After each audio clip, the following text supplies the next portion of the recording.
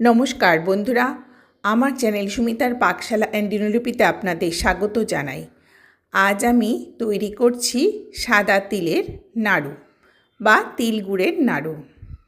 প্রথমে সাদা তিল আমি কড়ার মধ্যে নিয়ে ভেজে নেব। এই জন্য প্রথমে একটা থালার মধ্যে তিলগুলো নিয়েছি, সাদা তিল নিয়ে একটু বেছে নিয়েছি। বেছে একটা কড়া আগুনে বসিয়ে দিয়েছি। তারপর কড়াটা একটু গরম হয়ে গেলে তার মধ্যে সাদা তিল দিয়ে এবার আস্তে আস্তে করে ফ্লেমটা লো টু মিডিয়ামের মধ্যে রেখে সুন্দর করে তিলগুলোকে ভেজে নেব। এই তিল ভাজার উপরেও এই তিলের নাড়ুর টেস্ট নির্ভর করে। তিলটাকে একটু লাল লাল মতো করে ভেজে নিতে হবে। খুব বেশি ভাজলে আবার তিলটা নাড়ুর তেতো হয়ে যাবে, স্বাদ নষ্ট হয়ে যাবে। কিন্তু একটু লাল করে ভেজে নিতে হবে। ভেজে নেওয়ার সঙ্গে সঙ্গে গন্ধ যেমন সুন্দর হয়, তেমনি এই নাড়ুর টেস্টও অনেক গুণ বেড়ে যায়। খুব সুন্দর করে নেড়ে চেড়ে এই যে দেখুন অনেকটা লাল লাল ভাব চলে এসছে। এটা একটু ধৈর্য ধরে একটু সুন্দর করে নেড়ে চেড়ে ভেজে নিতে হবে। আর আরও একটু সময় নাড়ব, নেড়ে নেড়ে এই যে দেখুন এইবার লাল লাল রঙটা ভালো চলে এসছে। এই পর্যায়ে আমি কিন্তু গ্যাসটা বন্ধ করে দিয়েছি। এবার শুধু গরম কড়ার মধ্যে আস্তে আস্তে করে নেড়ে নিচ্ছি। আমার তিলটা পুরোপুরি মোটামুটি ভাজা হয়ে গেছে। এবার আমি এটাকে একটা থালার মধ্যে ঢেলে নিলাম। নিয়ে এইবার আমি গুড় নেব। গুড় হচ্ছে চিটে গুড়, আখের গুড়। চিটে গুড়টাকে একটু আমি জল দিয়ে, কেন একটা জল জল দেখা যাচ্ছে, কারণ একটু জল দিয়ে ধুয়ে নিয়েছি। দিয়ে এবার একটা ছাঁকনি দিয়ে ছেঁকে নিয়েছি, কেননা গুড়ের মধ্যে অনেক নোংরা থাকে। এইবার এটাকে আমি ভালো করে জাল দিয়ে নেব। সুন্দর করে দেখবেন একটা চিটচিটে ভাব যখন আসবে তখন আমি তিলগুলোকে দেব। এবার আস্তে আস্তে করে নাড়তে থাকবো, নেড়ে নেড়ে নেড়ে নেড়ে। এই কিন্তু বেশি আঁচ বাড়ানো যাবে না, কেননা বেশি আঁচ বাড়ালে গুড়টা কেমন কালো হয়ে যাবে, বাজে লাগবে। হ্যাঁ, সুতরাং ওটাকে লো টু মিডিয়ামের মধ্যেই রাখতে হবে গুড়টাকে, জাল দেওয়ার সময়। গুড় জাল দিয়ে দেখুন একটুখানি চিটচিটে ভাব এসছে। তারপরে আমি সাদা তিলগুলোকে এই থালা থেকে আস্তে আস্তে করে ঢেলে দিচ্ছি। ঢেলে এবার আস্তে আস্তে গুড়ের সঙ্গে নেড়ে চেড়ে মিশিয়ে নিচ্ছি। সুন্দর করে মিশিয়ে নেব।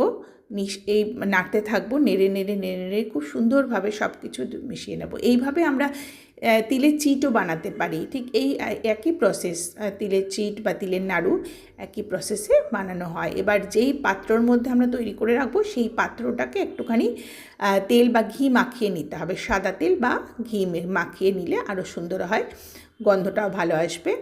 এবার খুব সুন্দর করে এটাকে নাড়তে থাকবো। কিন্তু এই ব্যাপারটা হচ্ছে যে এই তিলের নাড়ু অনেকে একসঙ্গে বসে করলে খুব তাড়াতাড়ি করা যায়, কারণ এই নাড়ু খুব তাড়াতাড়ি করে নিতে হয়। না হলে কিন্তু এই গুড় ঠান্ডা হয়ে গেলে গুড়টা শক্ত হয়ে যাবে, এবার নাড়ু করা যাবে না, ঝুরঝুরে মতো হয়ে যাবে। সুতরাং যদি একা একা করতে হয়, আমাদের এখন ফ্যামিলিতে বেশিরভাগই লোক তো জনসংখ্যা কম থাকে, তাহলে কি করতে হবে, এখানে একদম সিম আছে এই মিশ্রণটাকে বসিয়ে রাখতে হবে, যাতে কোনোভাবে এটা জমে না যায়, বা আবার একটু নেড়ে চেড়ে দিতে হবে যাতে তলায় লেগে না যায়। এবার একটা এরকম থালার মধ্যে ঢেলে নিয়ে আস্তে আস্তে করে অল্প অল্প করে দিতে হবে, নাহলে বেশি দিলে আবার জমাট বেঁধে যাবে। আর পাশে একটা বাটির মধ্যে জল রাখতে হবে। এই জলটা এত গরম থাকে, তো একটু চামচ দিয়ে এই যে আস্তে আস্তে করে একটুখানি করে ছাড়িয়ে নিতে হবে। নিয়ে তারপরে ওটাকে হাতের মধ্যে একটু প্রচণ্ড গরম লাগে, তো হাতে একটু জল দিয়ে নিতে হয়।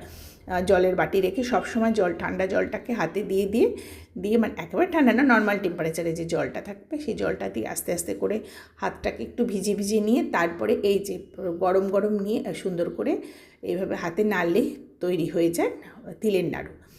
তিলের নাড়ুটা ঠিকঠাক মতো তৈরি করতে পারলে খুব বেশি কিছু কঠিন প্রসেস নয়, একদম ইজি প্রসেস, কিন্তু ঠিকঠাক মতো তৈরি করতে পারলে খেতে অসাধারণ লাগে।